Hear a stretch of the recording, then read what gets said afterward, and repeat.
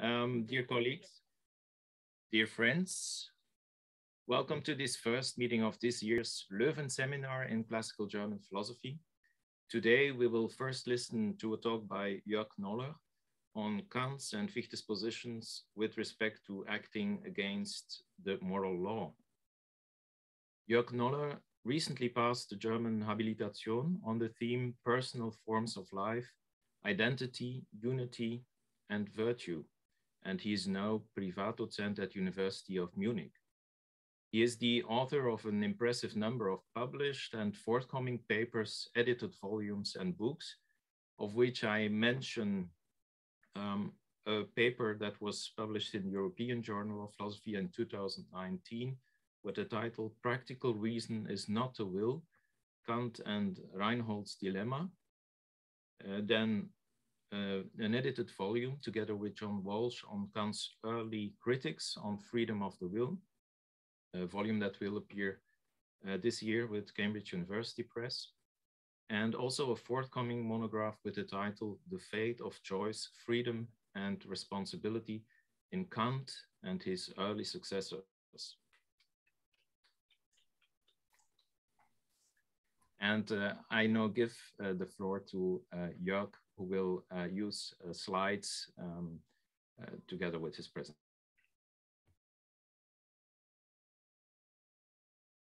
Yeah, thank you very much for the invitation to this interesting conference. I'm very honored to be part of this conference, and my talk will be on the question of how to obscure reason and how Fichte and Kant conceived of acting against the moral law. So here is the overview of my talk. First, I will give the introduction. Then I will talk about what Henry Ellison has called Reinhold's Dilemma. You mentioned a paper of mine about this topic. Then I will have an excursus about Carl Christian Erhard Schmid's intelligible fatalism, which is very crucial for this discussion. Then I will pass over to Kant on rationalizing against the moral law. Martin Sticker has recently written an interesting book on this topic, which I found very helpful. I will discuss this a little bit. Then I will talk about Fichte on obscuring the moral law by reflection, and there will be a conclusion at the end. So let's come to the first point. So the key question that I'm going to discuss along with Kant and Fichte is how can we act against the demand of the moral law so that thereby first we do not intentionally rebel against it. This would be a irrational and even diabolical act, but also we are not subject to mere natural forces. This would not be imputable. We would be just determined from outside. This would not be something that is autonomous at all. Put it differently, how can we first rationally and second imputably act against the demand of the moral law? So this is the key question.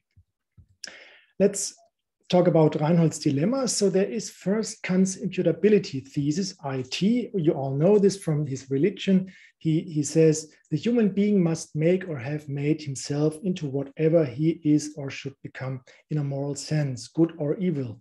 These two characters must be an effect of his free power of choice, Willkür, for otherwise they could not be imputed to him, and consequently he could be neither morally good nor evil. Let this be his imputability thesis. And moral imputability is, according to Kant, incompatible with first external determination of the will or heteronomy, and also no determination of all, which we can call indifferentism. So here is Kant's autonomy question, namely whether pure reason or of itself alone suffices to determine the will, or whether it can be a determining ground of the will only as empirically conditioned.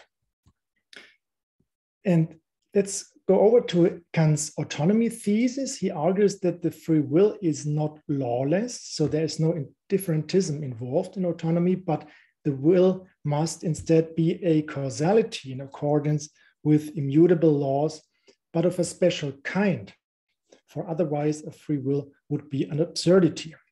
So here the question is, what kind of law do we conceive of in order to have the autonomy of the will? Another quotation which is crucial in this context is the free will, according to Kant, is a kind of causality of living beings insofar as they are rational, and freedom would be that property of such causality that it can be efficient independently of alien causes determining it. So it's against heteronomy, autonomy. And finally, this very famous quotation, Kant's reciprocity thesis, as Allison has put it, quote, a free will and a will under moral laws are one and the same. So this is the basis of his conception of autonomy. And from this autonomy thesis emerges what Prowse and Hudson have called Kant's autonomy problem or Kant's imputability problem. Namely, there's first Kant's imputability thesis. The free agent is morally responsible for her morally right and wrong action and has free choice between the alternatives of good and evil. And Kant's autonomy thesis, namely the absolute cause of the autonomous action, lies in the causality of pure practical reason and its moral law. From this emerges what Henry Allison has called Reinhold's dilemma and Michel Koch Reinhold's complaint. And here's a long quotation by Karl Leonhard Reinhold from his second volume of his letters on the Kantian philosophy. This is my translation. If the will were only free with regard to moral actions and the ground of immoral actions laid outside the will in external obstacles and barriers, so also the reason of moral actions would by no means to be found in the mere self-activity of practical reason, but rather in the absence of these obstacles that are entirely independent from this reason. The whole freedom of this reason, and by it also of the person, would only consist in an accidental independence from external force and restricted to certain cases that would by no means be in the control of the person. The moral action would follow inevitably by an entirely involuntary effect of practical reason as soon as there would be no obstacle. And the moral or immoral action would have to be imputed to the sheer presence or absence of this obstacle. So this is a very intriguing, interesting critique by Reinhold. And let's put it as Reinhold's challenge. A conception of free will needs to be developed that first avoids intelligible fatalism. I will talk about this conception later, and also empirical determinism and also indifferentism. So these are the 3 points that we need to consider to develop a conception of freedom that allows full moral imputability with regard to immoral actions.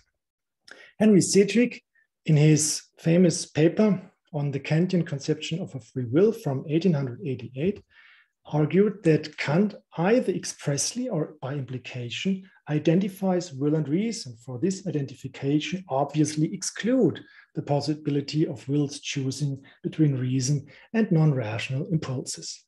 He goes on arguing that there seems to be a confusion between first the freedom that is only realized in right conduct when reason successfully resists the seductions of appetite or passion, and second, the freedom to choose between right and wrong, which is, of course, equally realized in either choice.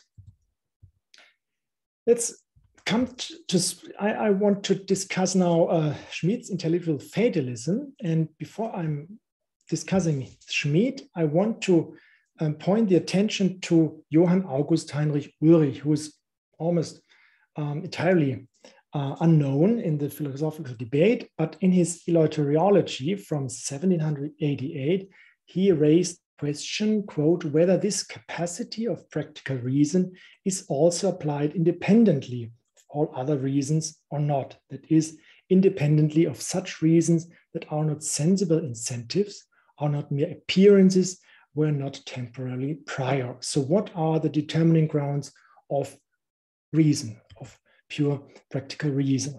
According to Ulrich, immoral actions are the consequences of a weakness of the intelligible character. So this is his conception. It's a sort of privation theory. And Carl Christian Erhard Schmid, in his attempt at a moral philosophy from 1790-92, there are even more versions of his attempt, many, but I think these are the first and most important ones. Carl Christian Erhard Schmid attempted to explain the weakness that Ulrich pointed to of the intelligible character in terms of intelligible and not empirical, but intelligible obstacles to practical reason. A quote, "When and insofar action bear the imprint of rational self-activity, or when a given substance is determined and treated according to the form of reason, then they are moral actions. Immoral, by contrast, insofar as there is no trace of an effect of self-active reason." Schmid raised the questions first, why does not the same activity of reason, the same morality, reveal itself in all perceptible actions? So why do we not always act morally, but sometimes immorally? And another quote, another question, in what sense can reason be called the condition of unreason? So this is the very question of my entire talk. So for this reason, Schmid is very important for this discussion. And in his attempt at a moral philosophy, Schmid finally argued for a privation theory of immoral actions. So there are now some quotations that are very crucial for this topic. First, immoral actions and attitudes by no means depend on the own absolute self-activity, but rather on the privation of it. Another quote, "The capacity to act immorally is, as Schmid puts it, a consequence of the restriction of our freedom that is, with regard to reason, of its incapacity." Incapacity, a very interesting term, for sure, also with regard to Kant. Another quotation, "Man, once he acts immorally, is never entirely in his senses. That is, he does not have the capacity of moral freedom." Another quote, "We have no freedom, no original inner determining ground to want evil, but are in this respect merely dependent." Finally, "The capacity to act immorally is thus an unthinkable thought, a non-thought, Nicht-Gedanke." Georg von Wallwitz, a scholar on Schmid, has highlighted the importance of Schmid's conception of incapacity when it comes to Kant's metaphysics of morals. I think this is an interesting reference that needs to be developed at greater length, but not in this talk. Let's proceed to Kant on rationalizing against the moral law. So if free will and pure practical reason are to be identified, as Kant argues, then there seems to be no room for immoral actions that are to be imputed to our individual freedom. This raises the question whether immoral actions are to be characterized as privative and irrational, or whether our judgment of blame is rather based on the assumption that the respective action took place for certain reasons that are attributable to the free agent.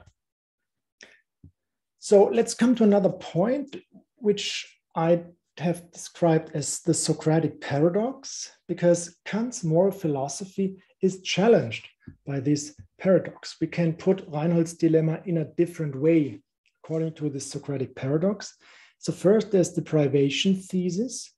In the case of immoral actions, we seem not to use our reason rightly, to be subject to an error, and therefore to act irrationally or unintentionally immorally.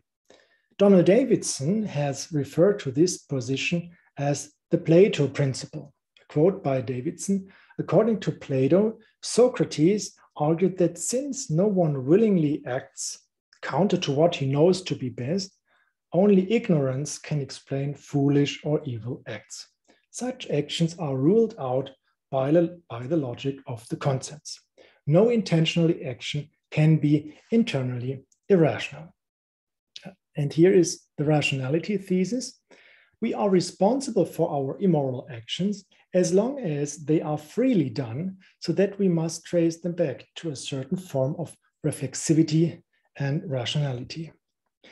Michel Koch, in a recent paper, has put this dilemma in a different way, but in a similar way.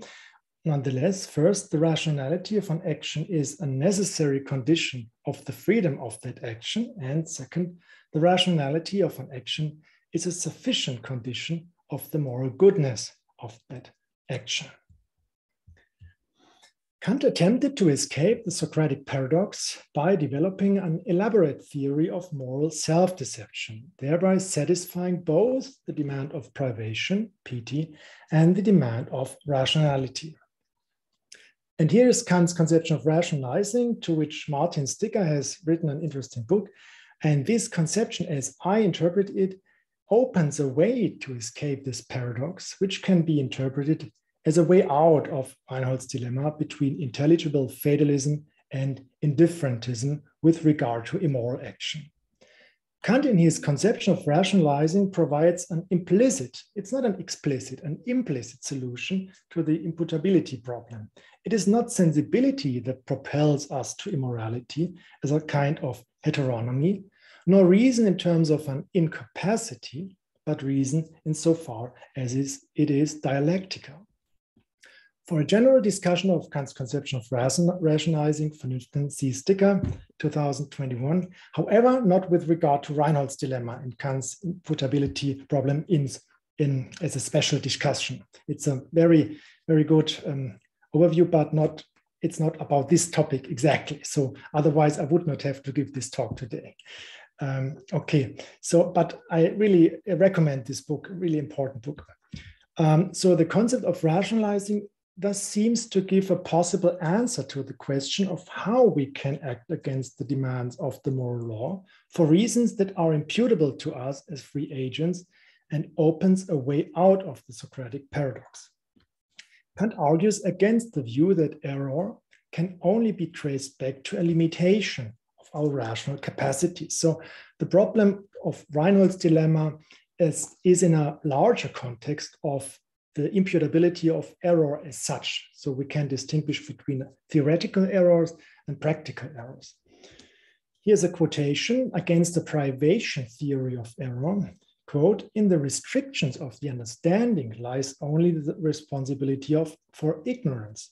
The responsibility for error we have to assign to ourselves. We err, according to Kant, never intentionally, but always in the mode of self-incurred illusion, so that the subject, quote, confuses the illusion of truth with truth itself." But here the question arises of how we can then understand an error, be it theoretical or practical, in such a way that it is not merely, first, an oversight attributable to heteronomous circumstances of limitation. That would be a kind of fatalism or determinism, or perhaps also privation theory, and also not in such a way that we knowingly and willingly commit the error. That would be a form of irrationalism, or in terms of the moral evil, a kind of diabolical act. So how can we err for reasons that can be attributed to us, and what reasons should we have to deceive and lie to ourselves? Isn't self-deception or error a mere mistake that is due to a lack of reason, an incapacity to talk with Schmid? Donald Davidson has pointed out that the, quote, "the possibility of irrationality depends on a large degree on rationality. Irrationality is not simply, quote, a lack of reason, but, quote, a perturbation of reason, and thus cannot be understood in a merely privative way." So I think it's about how to understand a perturbation of reason. What perturbates reason? Is it something external, or is it perhaps the free and responsible person? So it's about perturbation. Davidson speaks in this context of, quote, "the paradox of irrationality." Quote, "The idea of an irrational action, belief, intention, inference, or emotion is paradoxical. For the irrational is not merely the non-rational, which lies outside the ambit of the rational. Irrationality is a failure within the house of reason." I find this metaphor quite interesting because it's something that has to do with reason, but we need to really define the relationship between irrationality and the house of reason. How does irrationality live in the house of reason? This is the question that Kant and also Fichte attempt to discuss. Irrational actions can be made more comprehensible from the reason's perspective of the agent, which Davidson interestingly calls rationalizing.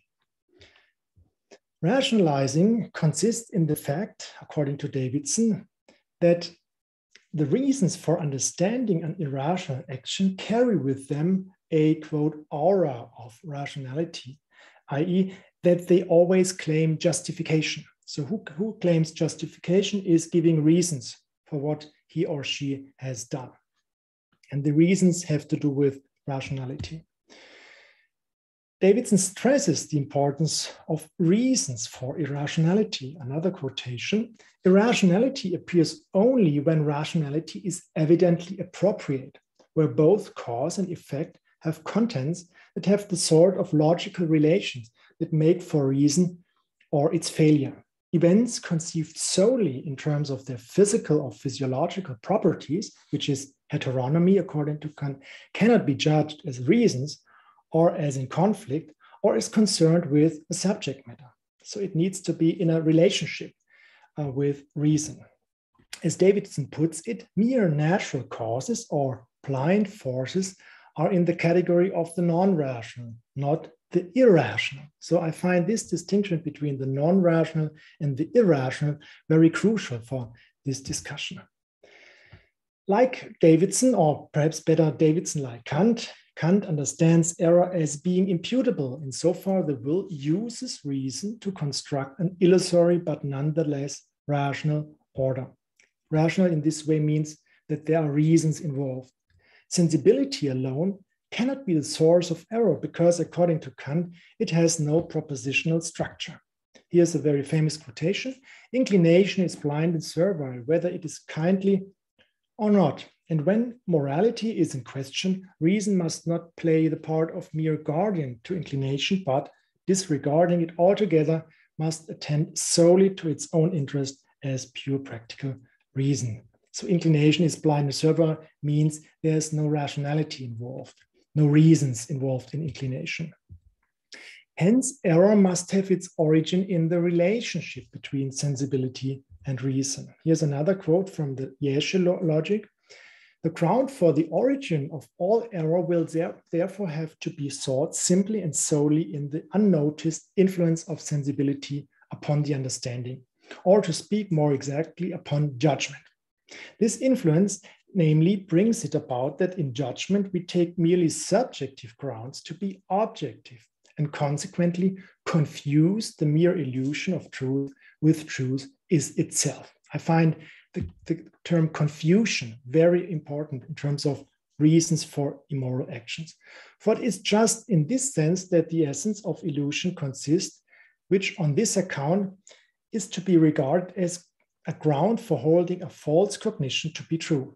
What makes error possible then is illusion, in accordance with which the merely subjective is confused in judgment with the objective. Also, the notion of judgment is extremely important in this regard. Kant argues that a practical fallacy is not a purely privative phenomenon, but a specific form of free imputable activity. The empirical constitution of man cannot provide a reason for the freedom of evil because it only provides facts about his natural condition through desires and inclinations. But the root of evil cannot lie in reason itself either. Quote, a reason exonerated from the moral law, an evil reason as it were, an absolutely evil will, would on the contrary contain too much because resistance to the law would itself be thereby elevated to incentive. For without any incentive, the power of choice cannot be determined. And so the subject would be made a diabolical being. So here the question is, how can we conceive of the relationship between our will, our reason, to the moral law so that it is neither a mere privation in terms of immoral actions, nor something diabolical, something that is like a direct rebellion against reason. So this raised the question of how to understand the reasons of immoral action.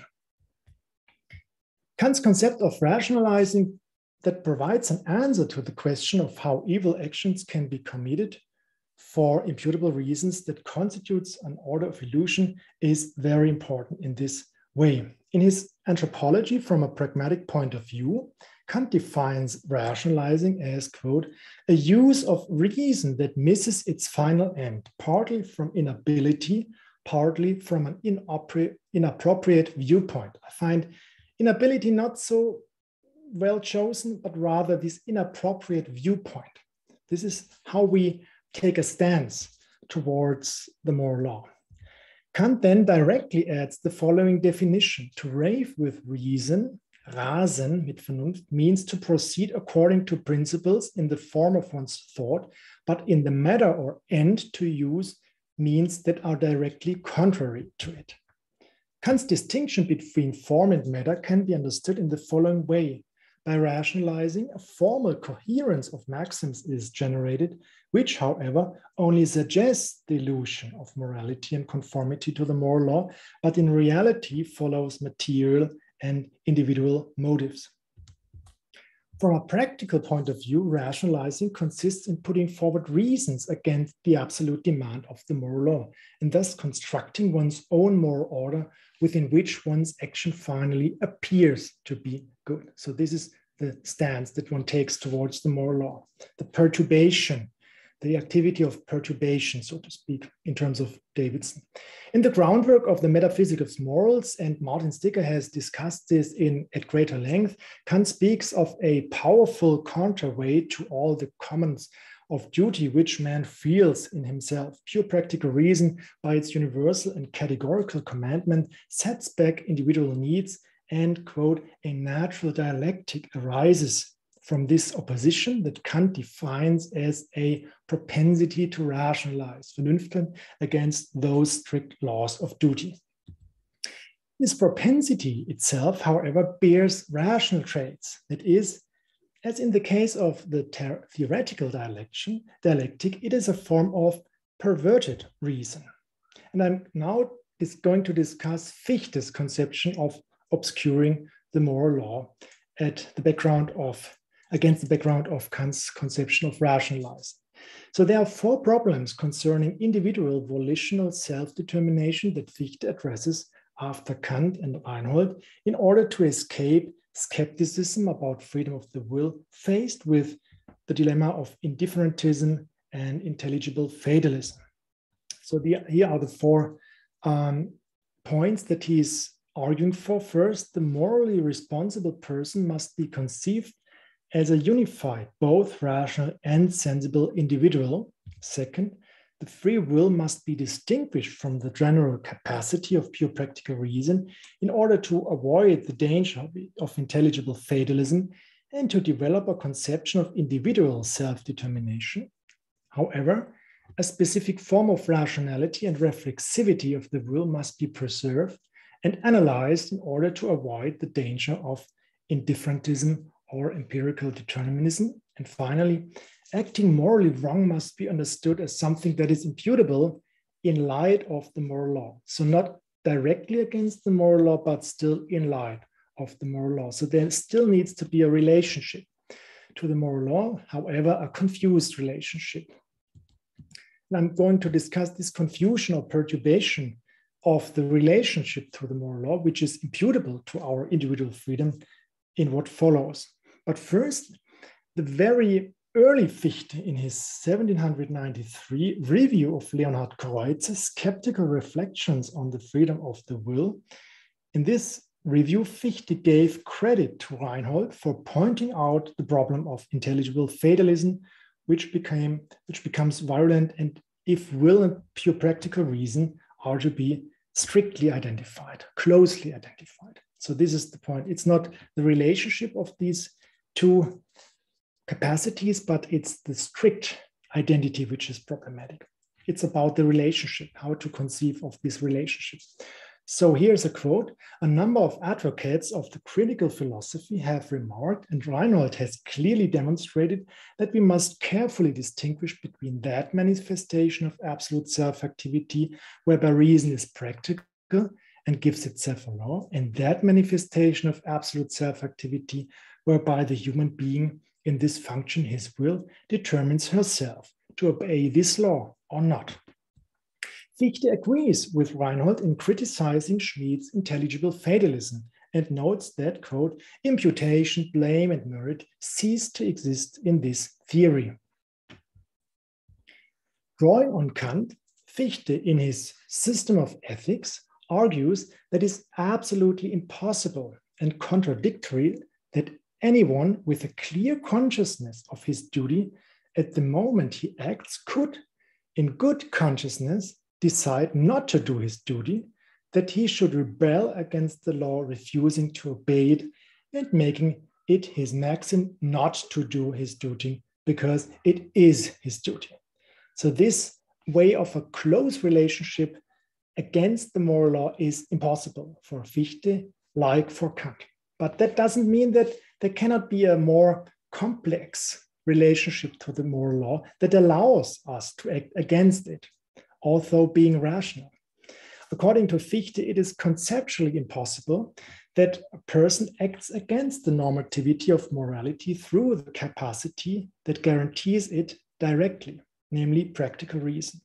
Quote, at one and the same moment, therefore, these contradictory demands would be placed upon him by one and the same power, a presupposition that annuls itself and involves the clearest and most patent contradiction. Drawing on Kant, I have already discussed this. So here's another point. Something like an evil reason is metaphysically impossible, according to Fichte. A reason that at the same time commands what is good and contains within itself the directly motivating reason for acting against its commandment would cancel itself out. So this would be a contradiction for sure. But how can evil be explained as a free action if one, like Kant, does not want to trace it back to sensibility? How can we conceive of an individual rationality which is not identical with the universal rationality of the moral law and which is the reason for the imputability of the evil committed? In order to justify the imputability of evil actions, Fichte introduces the concept of reflection. This concept serves the purpose to avoid the problem of intelligible fatalism in case of evil actions, because it allows us to understand how we can freely and imputably act against the demand of the moral law, however, not directly and immediately, which would be a conceptual contradiction, or put it differently, a diabolical act. Fichte does not agree to this direct opposition. It's a more complicated one. And Fichte's argumentation goes as follows. First, if one constantly reflects upon the demand of the law, if this demand always remains before one's eyes, then it is impossible not to act in accordance with this demand or to resist it.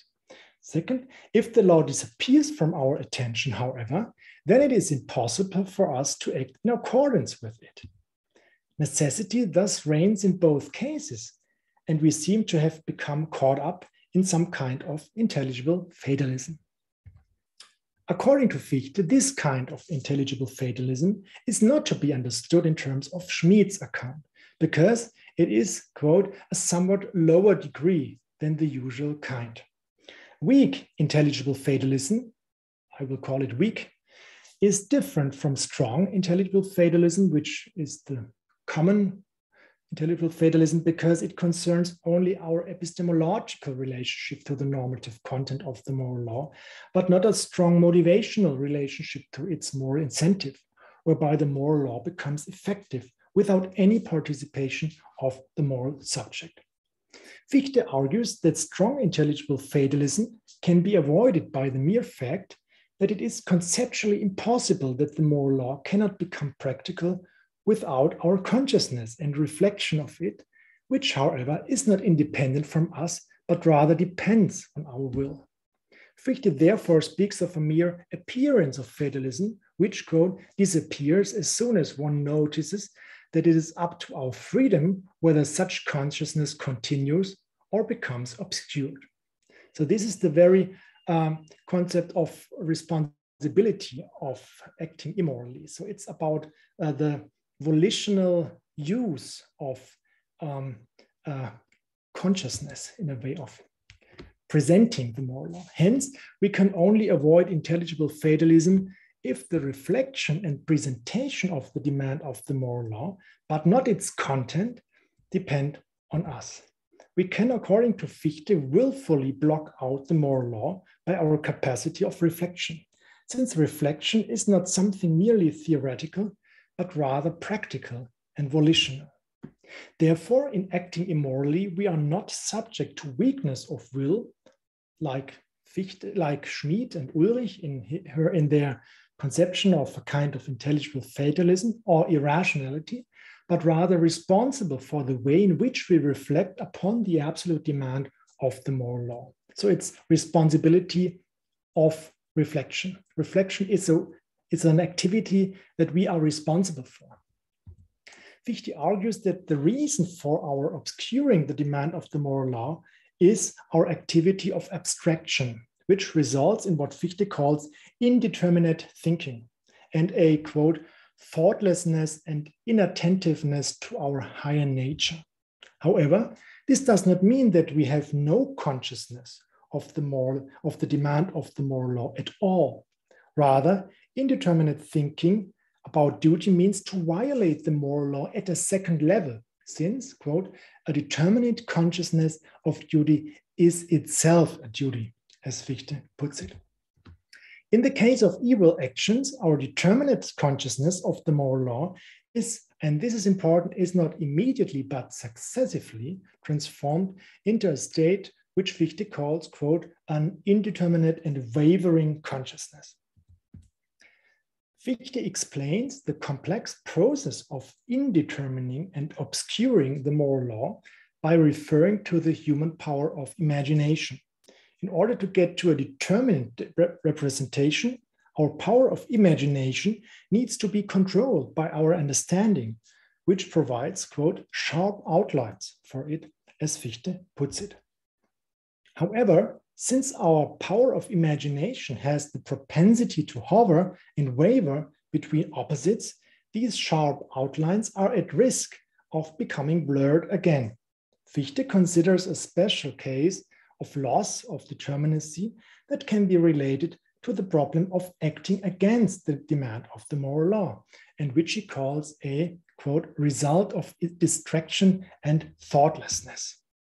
Usually, our understanding is not strong enough to fix the determinacy of the object of our mind, the demand of the moral law included, so that their determinacy escapes, as Fichte puts it. Such an indeterminate object oscillates, as Fichte argues, and our power of judgment cannot fix it.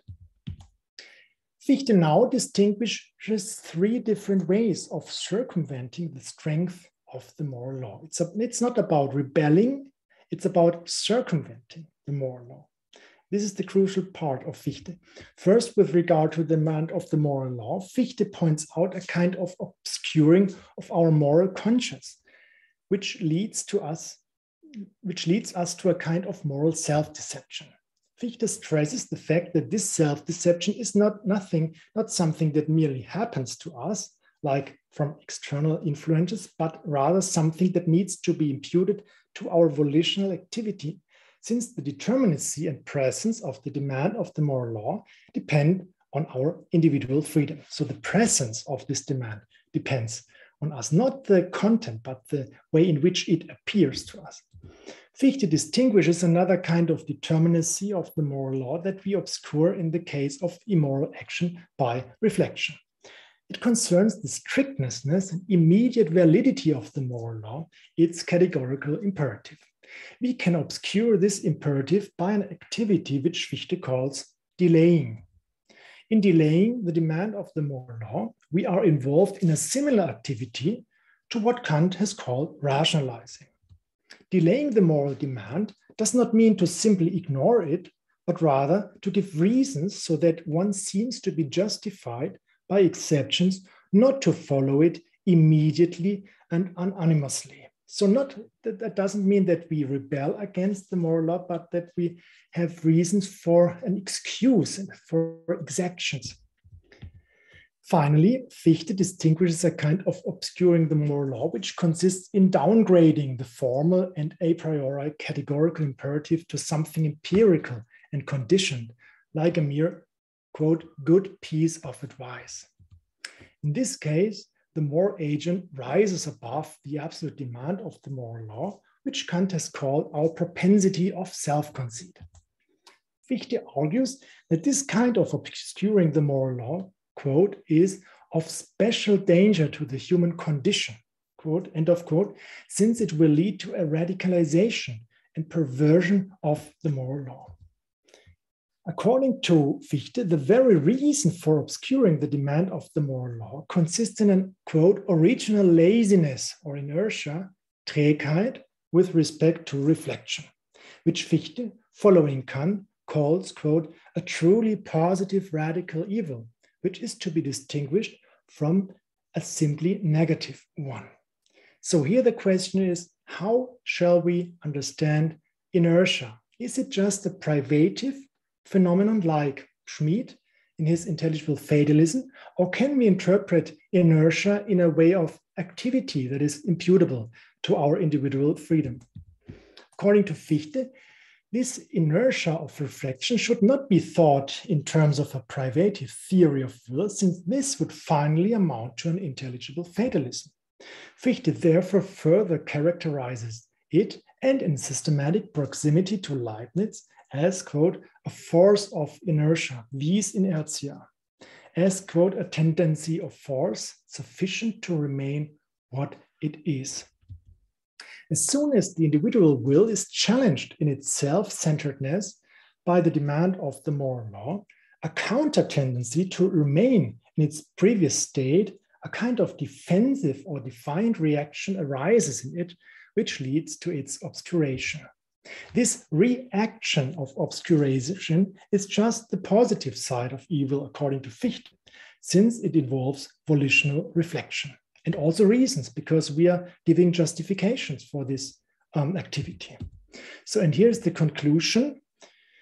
Both Kant and Fichte argue that immoral actions are neither to be traced back to mere heteronomy, be it the necessity of nature or the necessity of the moral law, nor to a kind of indifferentism.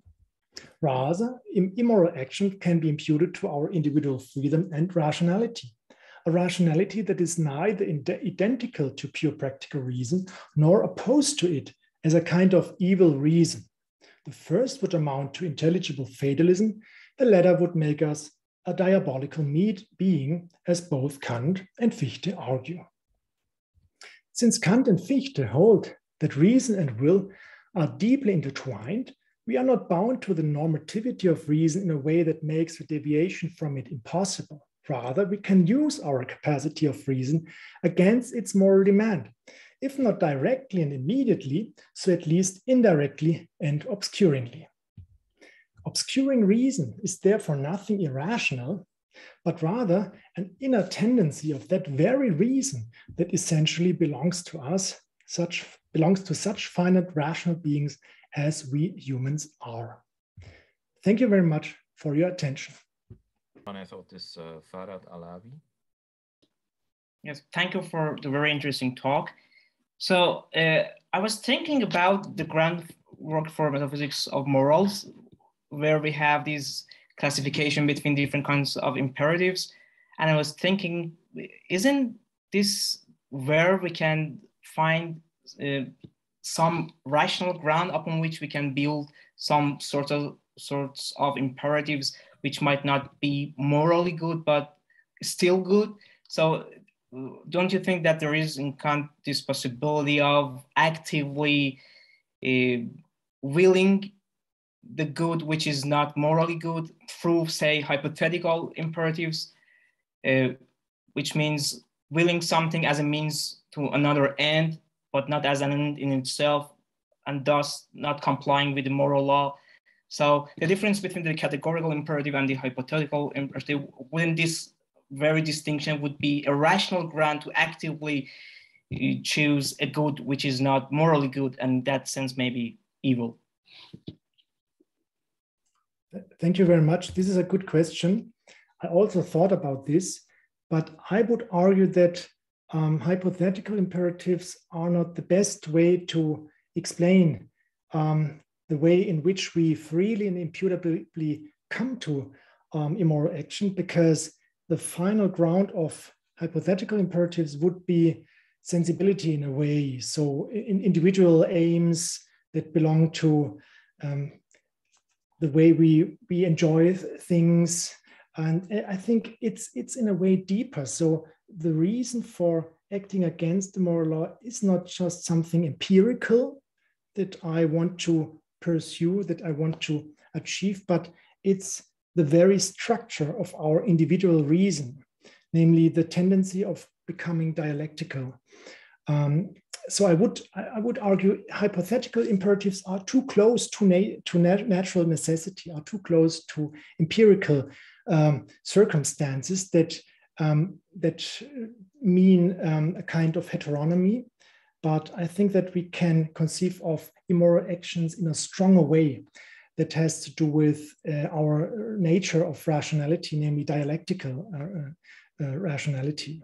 But that's an interesting possibility, but I thought about this, but I would say we need to be something in between the categorical imperative and hypothetical imperatives, and this would be dialectical reason in terms of rationalizing, as I understand it. Yeah. Thank you. Thank you. There's another question by Martin Sticker. Hi, Martin. Hey.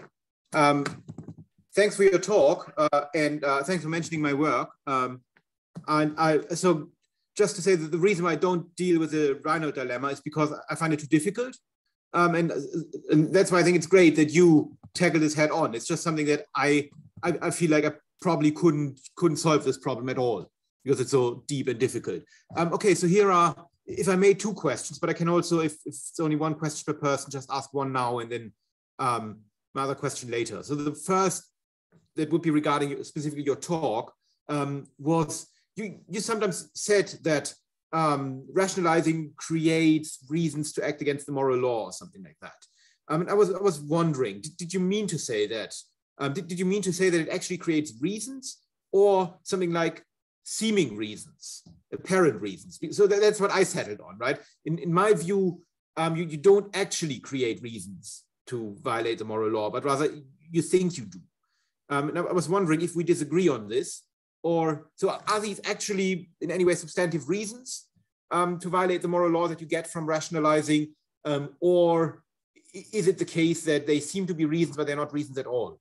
I think you could argue for both positions, although I prefer my position, obviously, but I'm interested. So if we rationalize, maybe we rationalize really well, we have this really plausible explanation that we can provide for why it is permissible for us to do what we're doing. Do we get actual reasons, or maybe even actual excuses for what we're doing? Thank you very much. I always interpret reasons as reasons for action. So in terms of some motivating power. And from this perspective, I would say that even seeming reasons are reasons. They are not good reasons, but they are reasons. I mean, finally, they lead me to this action.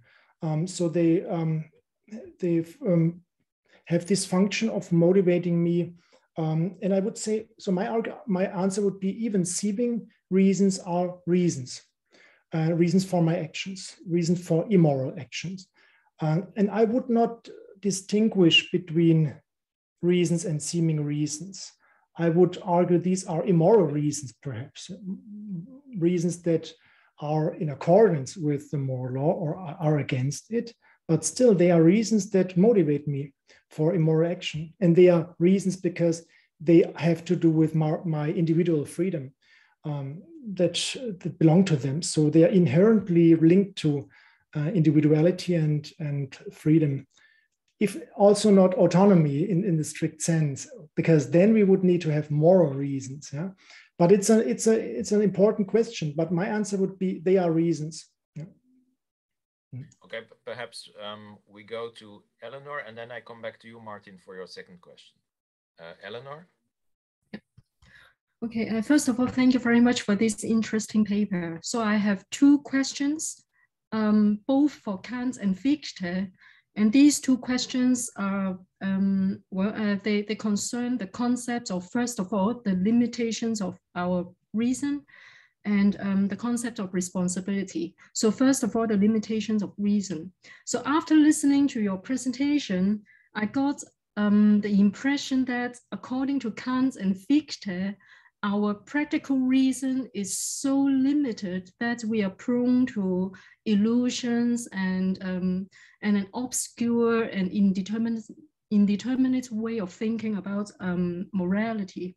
So my first question is, according to Kant and Fichte, do we really have the ability to get to know the moral demand that we should act according to in order to decide, in order to think later on, okay, we're going to act against it. So, my first question is, well, do we have this knowledge in the first place? Yeah. My second question is, if our immoral actions can be explained as an illusion or an obscuring of the moral law, then to what extent can we say that we are responsible for our own immoral actions? To what extent can we say that it is truly our mistakes? Yeah, thank you. Thank you very much for your important questions. So the first question, I would argue that reason in itself is as I said, highly problematic. For this reason, Kant wrote the Critique of Pure Reason, because pure reason always strives to transcend the limit of knowledge.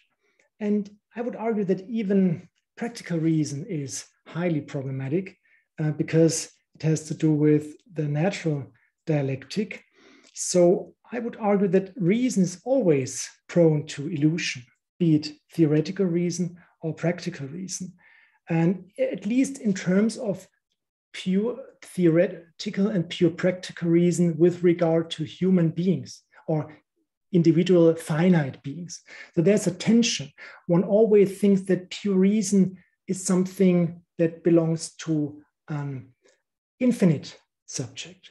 But we need to discuss this special case of pure reason, pure practical or pure theoretical reason that belongs to a finite subject. And I find there is a tension in Kant that I could not solve so far, but we should always consider this because there's another conception of pure reason or pure practical reason that does not belong to a finite subject, but to perhaps a universal subject. And the universality of the moral law suggests such a universal being in a way that is not finite. So we need to conceive of finite beings in coordination, in cooperation, in combination with pure practical and theoretical reason. And because of this relationship, there's always the tendency involved to transcend the limits, be it in theoretical regard, pure reason that transcends by its ideas the limits of knowledge, but also in terms of practical regards, the transcendence of the limits of the moral law, namely in terms of rationalizing. This is the way I put it.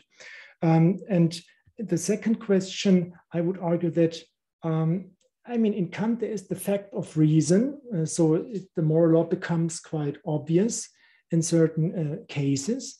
But I would argue that Kant is quite critical about this fact of reason because he always discusses these counterweights, these sort of ways of obscuring it. He also speaks of a hindrance of pure practical reason. He discusses different kinds besides rationalizing, self-conceit, and so on. Kant is quite aware that the sheer presence of the moral law is not just given to us. So we need to work for this presence. So having the moral law clear in mind is an achievement, and is not, I would say, it's not the very beginning. It's not for free, so to speak. We need to work for it hard, and we need to work against certain tendencies within us that are still imputable to us, namely rationalizing, self-conceit, self-love, and so on. And this has to do with our finiteness in combination with pure practical and theoretical reason. Yeah. But it's an important question, and this is not my final answer to it. I'm still thinking about it. Yeah. Thank you. Mm-hmm. Thank you, Jörg. Then we go back to Martin for his second question. Great, thanks. So that's one thing that I'm actually just wondering about myself, and I'm wondering if you have something to say about that. One thing that strikes me is that Kant doesn't seem to entertain the possibility that someone could be thoroughly rationalizing, abusing their rational capacities, and still get it right. Just because either out of luck or sometimes, and establishing that would require a bit of argument, sometimes someone might actually be misunderstand their duties and think they owe more than they actually do, although Kant probably wouldn't agree with that, but it seems to me that this can be the case. And then if you rationalize in order to vindicate your self-love against what you perceive to be a duty, you might actually end up with a better grasp of what actually your duty is. And I was just wondering if that's possible on your conception, or whether you would agree that rationalizing, I think you have described it largely as negative and as an abuse of reason and something that explains immoral actions, but can't possibly explain how we might actually get it right. And I think that's a bit related to your point where you said that reasons for you are just motivational reasons, because you could think that if you have really, really strong motivational reasons, at least that would constitute an excuse for something, right? Maybe not a justification for what you do, but surely when we assess an agent, it must count for something that their motivational reasons were super strong, as opposed to someone who does something immoral where they have rather weak, even subjective motivational reasons. So I was wondering what your take is on that. This is also an important question. So Kant, I think in his religion, distinguishes between different kinds of reason. If I'm not mistaken, he speaks of subjective and objective reason as in his religion. I think it's in a footnote. So there is this passage at the background between objective and subjective reasons. So here always the question is, are subjective reasons not free at all? Do they contribute to our freedom? And I always found, even if we distinguish between objective and subjective reasons, both reasons need to account for our freedom. So perhaps you could repeat your question.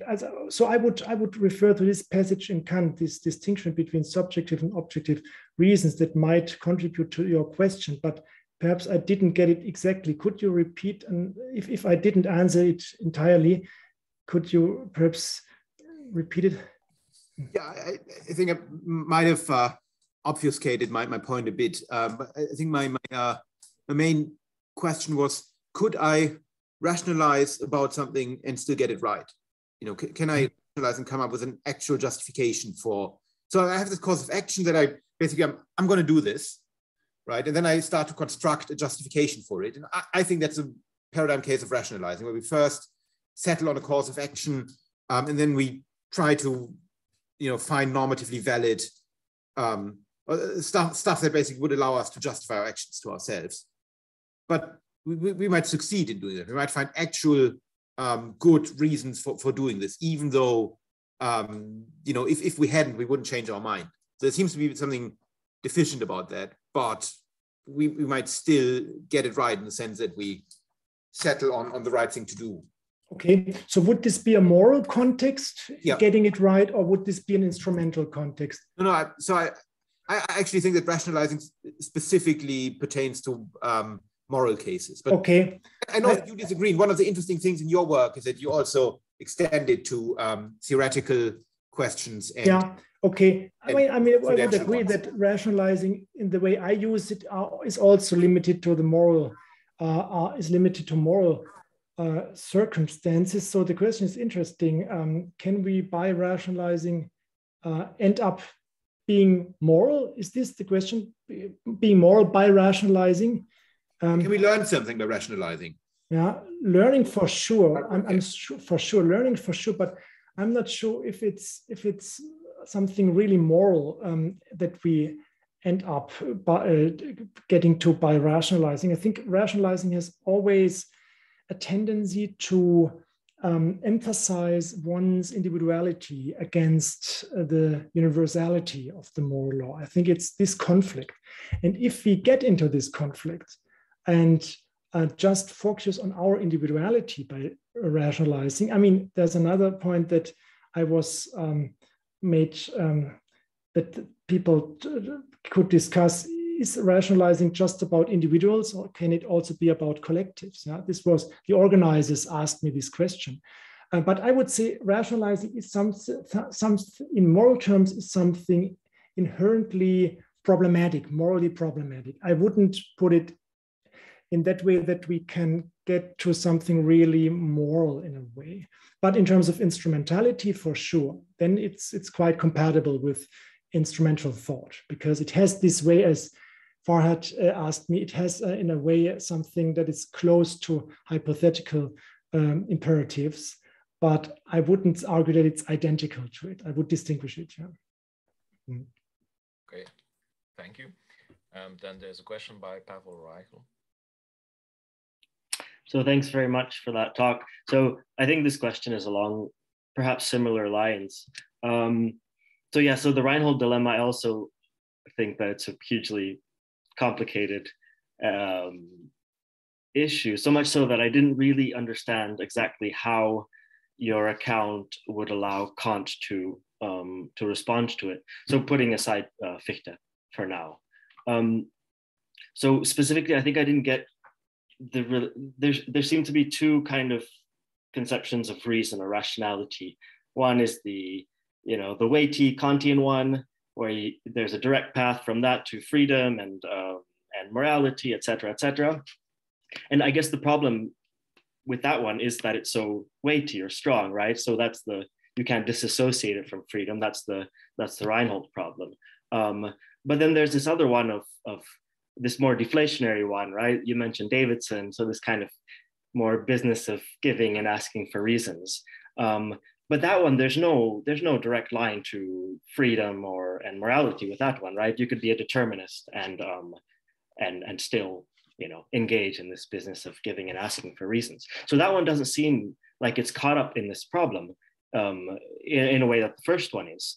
So I guess more generally, how do these two relate for Kant? And to respond to the Reinhold one, don't you need to draw on that first weighty Kantian conception of practical reason or rationality in that strong sense?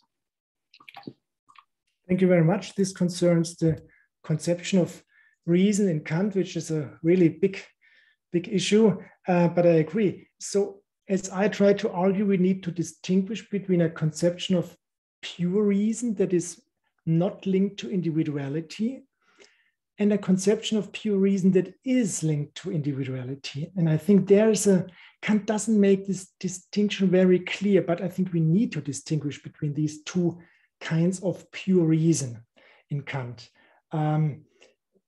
Laura Papish, in her book on self-deception, she in one passage referred to this conception of pure reason that still belongs to individuals. And I found this very helpful, but it was only in a footnote or so.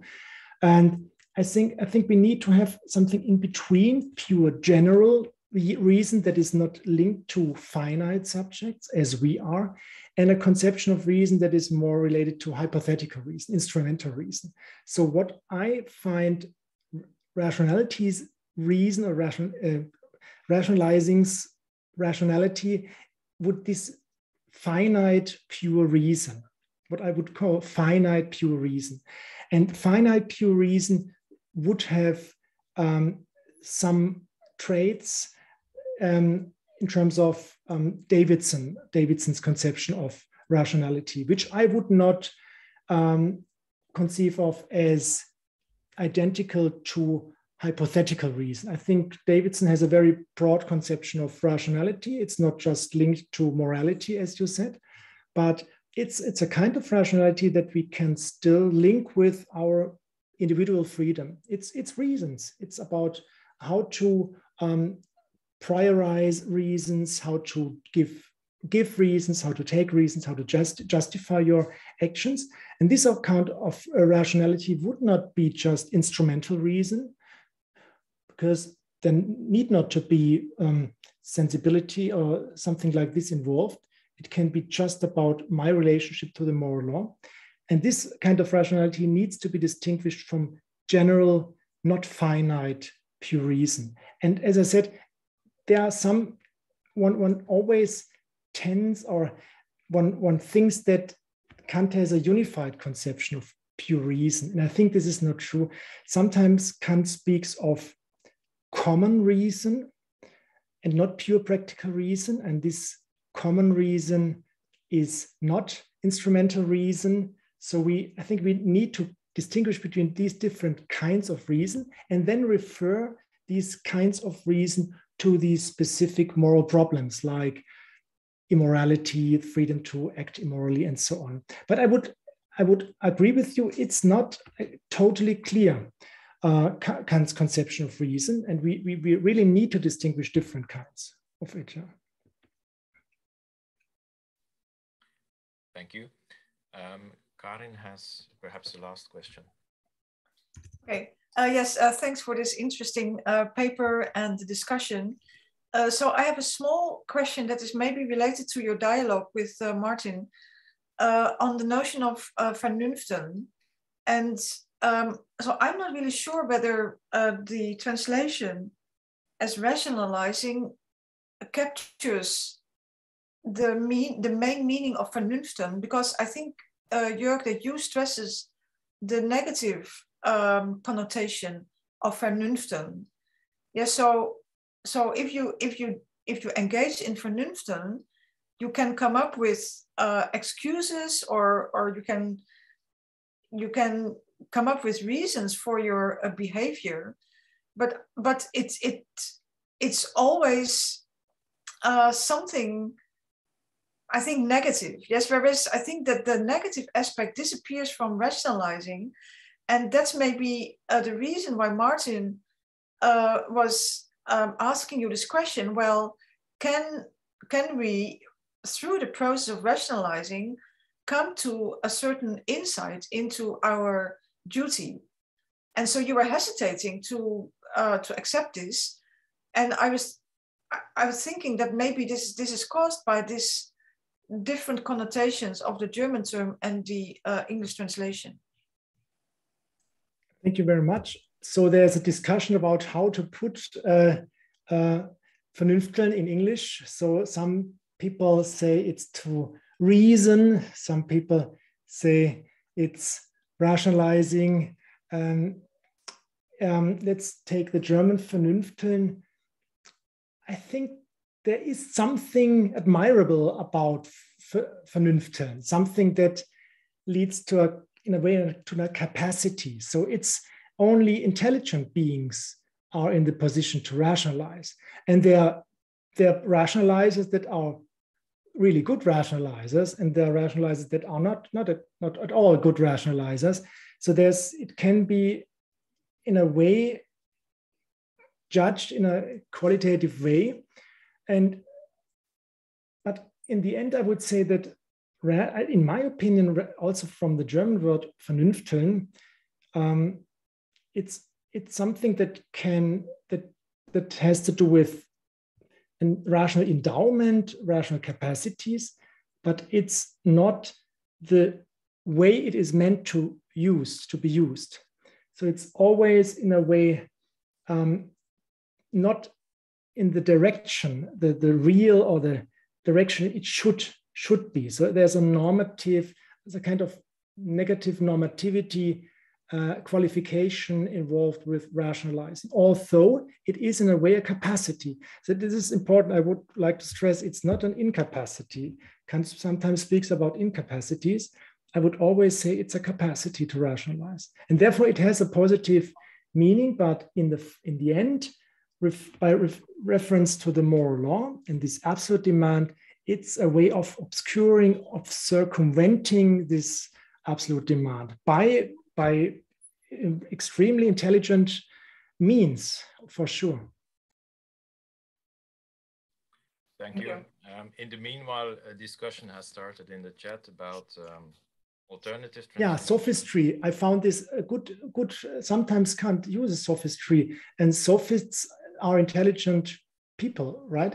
So, but in the end, they miss the moral law in a way. Yeah? But it's an important discussion.